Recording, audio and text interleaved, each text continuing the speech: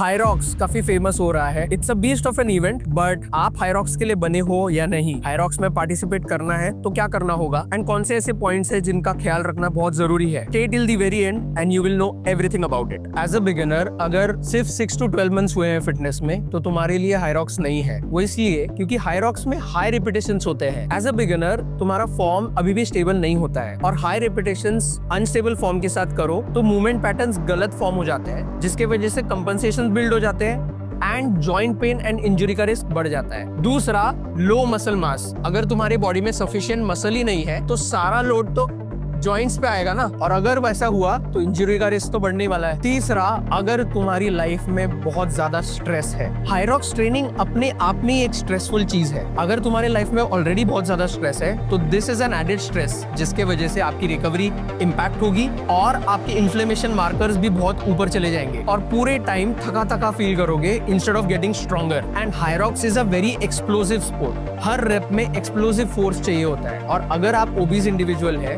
तो आपके जॉइंट्स पे एवरी रेप पे बहुत ज्यादा फोर्स पड़ने वाला है, तो आप इससे दूर रहे तो ही बेटर होगा। एंड हायरॉक्स प्रिपेयर करते हुए गलती से भी कैलोरी डेफिसिट में मत चले जाना, बिकॉज अगर आप डेफिसिट में गए तो हायरॉक्स की हाई वॉल्यूम ट्रेनिंग की वजह से मसल लॉस एक्सेलरेट हो सकता है और आपकी स्ट्रेंथ भी कम हो सकती है। अब इस सब के बाद क्या आप हायरॉक्स में पार्टिसिपेट कर सकते हो, कैसे एंड कब, इसके बारे में मैं आपको नेक्स्ट रील में बताऊंगा। So stay tune with me till the next reel.